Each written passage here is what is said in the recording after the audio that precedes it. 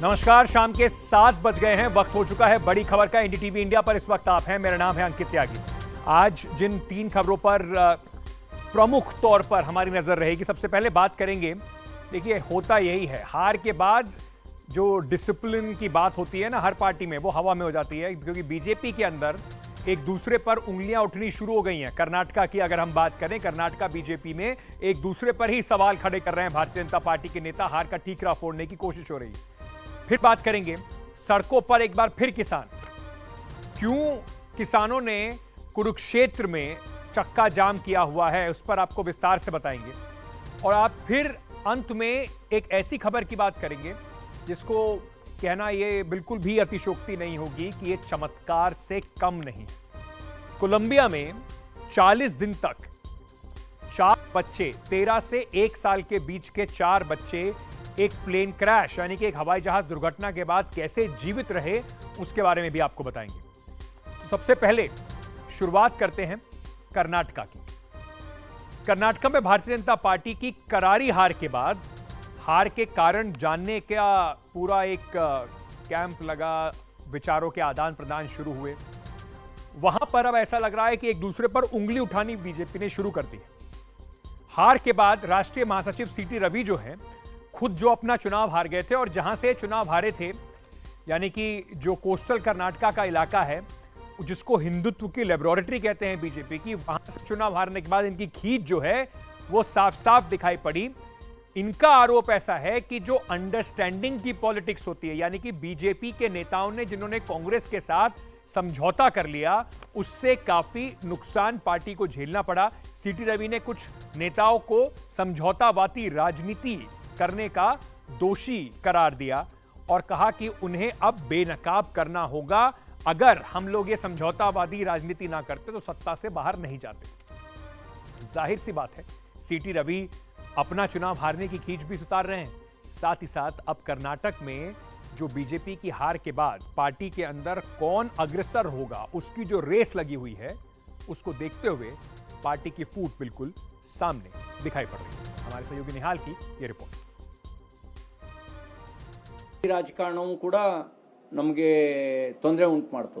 ಆ ರಾಜಕಾರಣ ಇಲ್ಲದೆ ಇದ್ದಿದ್ರೆ, ಬೀದಿಗೆ ನಿಲ್ಲಿಸಿ ರಾಜಕಾರಣ ಮಾಡಿದ್ರೆ ನಾವಿವತ್ತು ಅಧಿಕಾರ ಕಳ್ಕೊಳ್ಳುವಂತ ಪರಿಸ್ಥಿತಿ ಬರ್ತಿರಲಿಲ್ಲ. ಯಾರು ತಪ್ಪು ಮಾಡಿದ್ರು ಅವ್ರನ್ನ ಬೀದಿಗೆ ನಿಲ್ಲಿಸಿ ರಾಜಕಾರಣ ಮಾಡಬೇಕಿತ್ತು ನಾವು. ಆಗ ನಾವು ತಪ್ಪಿತಸ್ಥರ ಸಾಲಿಗೆ ನಿಲ್ಲುವಂತ ಪ್ರಶ್ನೆ ಬರ್ತಿರಲಿಲ್ಲ. ಕೆಲವರ ಹೊಂದಾಣಿಕೆ ಮತ್ತು ರಾಜಕಾರಣನೂ ಕೂಡ ನಮ್ಮ ಪಕ್ಷ ಅಧಿಕಾರ ಕಳ್ಕೊಳ್ಳೋದಕ್ಕೆ ಕಾರಣ ಆಯಿತು. ನಾನು ಹೇಳಕ್ ಬರಲ್ಲ ಕೆಲವರ ಹೊಂದಾಣಿಕೆ ಮತ್ತು ಅವರ ಅಡ್ಜಸ್ಟ್ಮೆಂಟ್ ಪೊಲಿಟಿಕ್ಸ್ನ ಕಾರಣದಿಂದಾಗೇನೆ ನಮ್ಮ ಪಕ್ಷಕ್ಕೆ ಕಷ್ಟ ಆಯಿತು. ಇಲ್ಲದೆ ಇದ್ರೆ ಬೀದಿಗೆ ನಿಲ್ಲಿಸೋದಕ್ಕೆ ಸಾಕಷ್ಟು ವಿಷಯಗಳಿದ್ದು ಅವ್ರನ್ನ ನಿಲ್ಲಿಸ್ಬೋದಿತ್ತು. ನಾವು ಹೇಳ್ಬಿಟ್ಟಿದ್ದೀನಿ, ಹೊಂದಾಣಿಕೆ ಮಾಡ್ಕೊಳ್ಳದೆ ಇದ್ದಿದ್ರೆ ನಾವು ಎಷ್ಟು ಸರಿ ಹೇಳಿದ್ದೀವಿ, ಅರ್ಕಾವತಿನ ಟೇಬಲ್ ಮಾಡಿ ಅಂತೇಳಿ. ಟೇಬಲ್ ಮಾಡಿ ಆಕ್ಷನ್ ಮಾಡಿದ್ರೆ, ಅಕ್ರಮವಾಗಿ ಸೋಲಾರ್ ಹಗರಣದಲ್ಲಿ ಅಕ್ರಮವಾಗಿ ನಡೆಸಿರೋದ್ರ ವಿರುದ್ಧ ಕ್ರಮ ತಗೊಂಡಿದ್ರೆ ಇವತ್ತು ನಾವು ಅಧಿಕಾರ ಕಳ್ಕೊಳ್ಳುವಂತ ಸ್ಥಿತಿ. तो जो बातें होती है ना, बड़ी बड़ी बातें पॉलिटिकल पार्टीज की कि हम बड़े डिसिप्लिन्ड हैं, हमारे अंदर अनुशासन की कोई कमी नहीं है, जैसे ही कोई चुनाव हारता है तो वो सारा अनुशासन खिड़की से बाहर दिखाई पड़ता है। अब हर नेता एक दूसरे के ऊपर दोष मढ़ने पर इस समय पूरा खेल जो है भारतीय जनता पार्टी कर्नाटका में चल रहा है। कर्नाटका से जुड़े रहते हैं और कर्नाटका से जुड़ी एक और दूसरी खबर आपको बताते हैं। कांग्रेस के जो प्रमुख वादे थे, उसमें से एक सबसे बड़ा वादा था कांग्रेस सरकार का, 5 जो चुनावी वादे थे उसमें सबसे बड़ा वादा था कि महिलाओं को फ्री यानी कि मुफ्त बस सर्विस जो है वो उनको दी जाएगी। अब कर्नाटक में कांग्रेस पार्टी अपने 5 वादों को अमली जामा पहनाने की कोशिश कर रही है। कर्नाटक की महिलाओं के लिए पूरे राज्य में मुफ्त बस सेवा जो है वो बहाल कर दी गई है।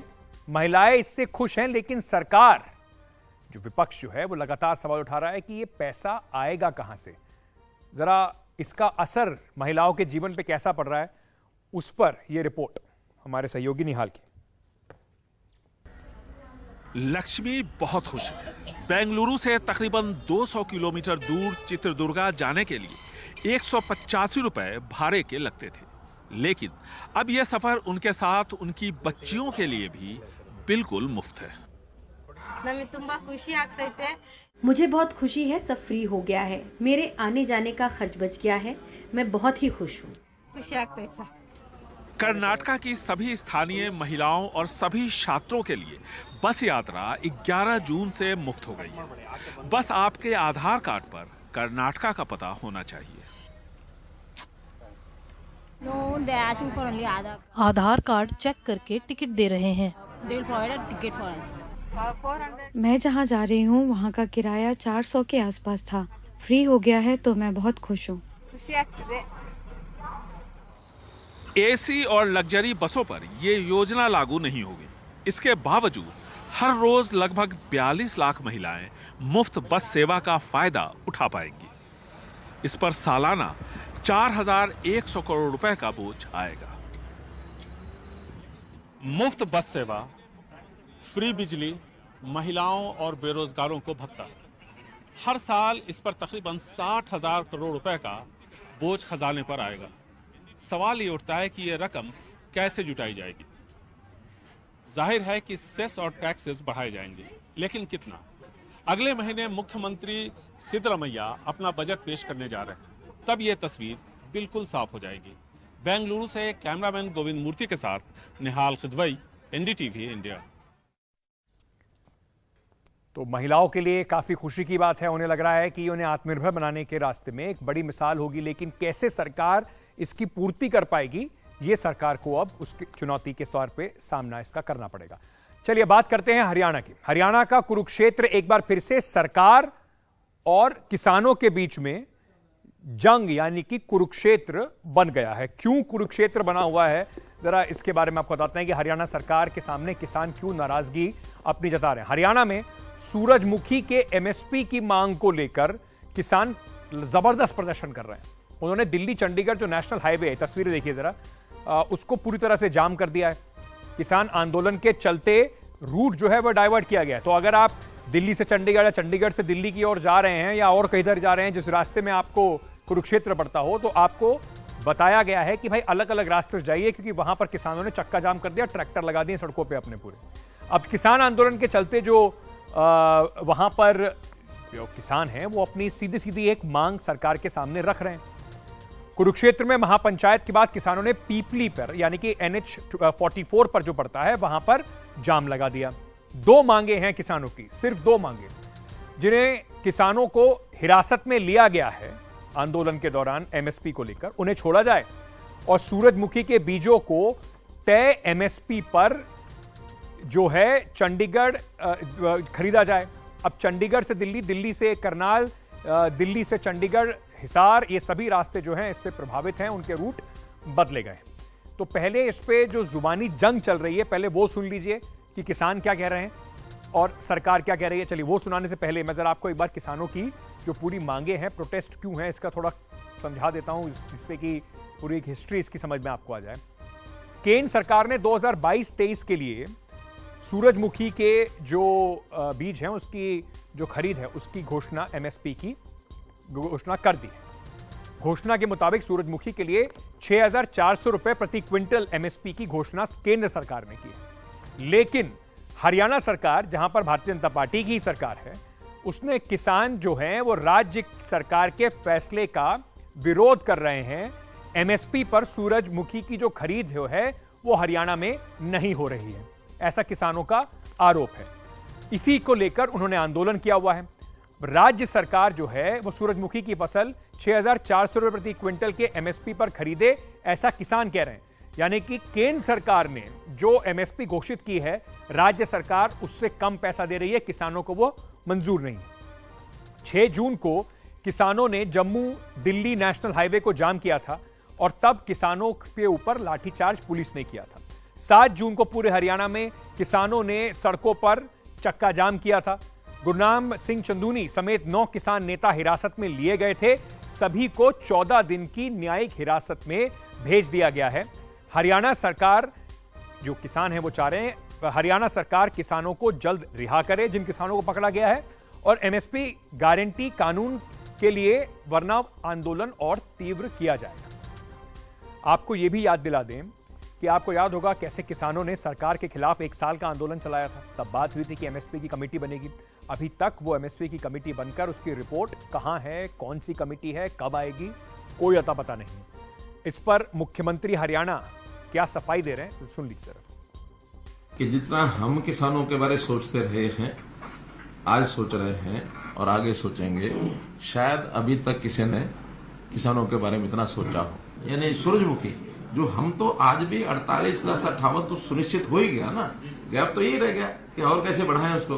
पंजाब में इस समय भी जो रेट चल रहा है सूरजमुखी का 4,000 और 4,200 चल रहा है। कभी सूरजमुखी बिकती नहीं, खरीदा सरकार नहीं खरीदती थी, पिछले 5 साल से खरीदी जा रही है। किसानों को भी हम अपील करना चाहते हैं कि ऐसे जो किसान संगठन एक राजनीति के तौर पर चीजों को आगे बढ़ाकर करते हैं और प्रेशर जो होता है उस प्रेशर से कोई लाभ होता नहीं है। जो हमने किसान को देना वो देना ही है। उन्हें छोड़ दो किसानों को, इनसे बातचीत शुरू कर लो, एमएसपी पर खरीद शुरू करवा दो। दो ही तो सवाल है। आप जिस तरह देख रहे हैं सारे किसान हाईवे पे चढ़ गए और हाईवे जाम। अब भाई पुलिस ने रोक के क्यों नहीं? भाई पुलिस रोक लेती ना, ये तो वहीं बैठ जाते जहाँ पुलिस रोक दी। अब यह पुलिस ने रास्ता दिया खोल के, लगा नहीं आगे चले जाओ, आगे चले जाओ। अब तो क्या करें? नहीं तो लगता है कि पुलिस अगर रोकती तो रुक जाते हम तो वहीं। अब किस तरह से ऐसे बातचीत आगे बढ़ेगी? आ जाए प्रशासन आओगा, कोई ना कोई बात करेगा, यहाँ की कमेटी से बात कर ले। सूरजमुखी 64 रुपए केजी के हिसाब से सरकार ने रेट घोषित किया, उस पर कम पे खरीद नहीं होनी चाहिए, ये इशू है। उस पर खरीद हो तो यही इशू है, और जो नेता बंद हैं उनको रिहाई करे किसानों की। तो अगर केंद्र सरकार ने कोई दाम घोषित किया है तो क्या राज्य सरकार उसकी अनदेखी इतनी आसानी से कर सकती है? ये एक बड़ा सवाल है। चलिए अब आगे बढ़ते हैं और बड़ी खबर में एक अपडेट मैं आपको जरूर देना चाहता हूं, क्योंकि पूरे देश के लिए एक बड़े चिंता का विषय होना चाहिए। मणिपुर में 1 महीने से ज्यादा हो गया है, हिंसा अभी भी जारी है, लोग अभी भी परेशान हैं। राज्य में 50,648 लोग ऐसे हैं जो विस्थापित हैं, अपने ही राज्य में विस्थापित हैं। कुल मिलाकर 339 राहत शिविर जो हैं वो लगाए गए हैं। लोग अपने घरों को लौटना चाहते हैं, लेकिन उनके मन में एक ही सवाल है कि वो वापस जाकर कहां रहेंगे, क्योंकि उनके घर जलकर राख हो चुके हैं। लोगों की रोजी रोटी छिन चुकी है, दुकानें जल चुकी हैं, इंटरनेट बंद है, फिर से 15 दिन के लिए बढ़ा दिया गया। इस वजह से परिवार से संपर्क भी नहीं कर पा रहे और अब राहत शिविरों में रहने के लिए मजबूर हैं।